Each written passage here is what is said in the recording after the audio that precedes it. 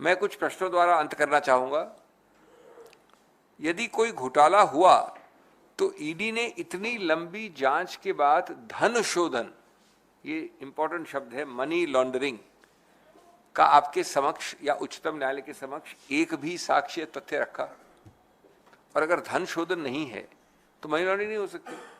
आप खून के आरोपित हो सकते हैं, आप कत्ल के आरोपित हो सकते हैं, आप इनकम टैक्स के आरोपित हो सकते हैं, आप किडनैपिंग की हो सकती है, लेकिन मनी लॉन्ड्रिंग कहां हुई?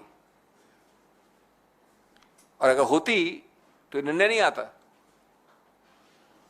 यदि अपराध शराब निर्माताओं की फैक्ट्री से शुरू हुआ तो कृपया बताइए कि एक भी शराब का निर्माता को आपने गिरफ्तार किया या समक्ष रखा? क्यों? क्योंकि आपका उद्देश्य सिर्फ राजनीतिक द्वेष, राजनीतिक विरोध करने वाले लोग, विपक्ष के लोग।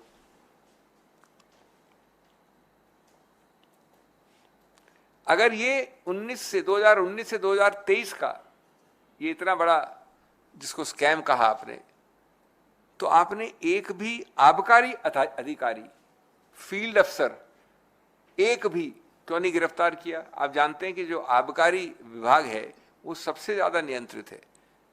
आप फैक्ट्री से बाथरूम नहीं जा सकते बिना एक नियंत्रित तरीके से उसमें लिखना पड़ता है, रजिस्टर एंट्री करनी पड़ती है, ट्रक निकलती है, ये सब होता है। एक आदमी को आपने अरेस्ट नहीं किया, क्यों? क्योंकि आपका निशाना था सिर्फ राजनीतिक द्वेष वालों की तरफ। अगर ये सब लोग दोषी थे, यानी कौन?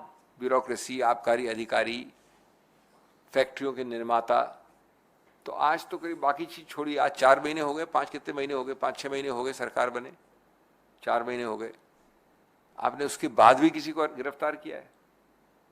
क्यों नहीं किया? क्योंकि आज आप वापस राजनीतिक द्वेष से अपनी खुद की सरकार के अंतर्गत जो ईओडब्ल्यू है, उसी चीज को जो इनकम टैक्स पे नहीं चली, जिसको उच्चतम न्यायालय ने निरस्त किया, उसको अब ये ईओडब्ल्यू के जरिए वापस शुरू करना चाह रहे हैं, क्योंकि सरकार आपकी आ गई है।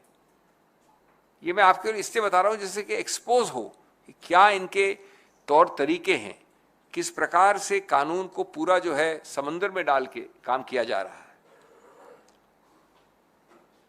और अगर आप अब ये ईओडब्ल्यू यानी इकोनॉमिक ऑफेंसेस विंग का इस्तेमाल या दुरुपयोग कर रहे हैं, तो उसमें कम से कम एक तो व्यक्ति हो जो राजनीतिक व्यक्ति या विरोध का या विपक्ष का व्यक्ति नहीं हो।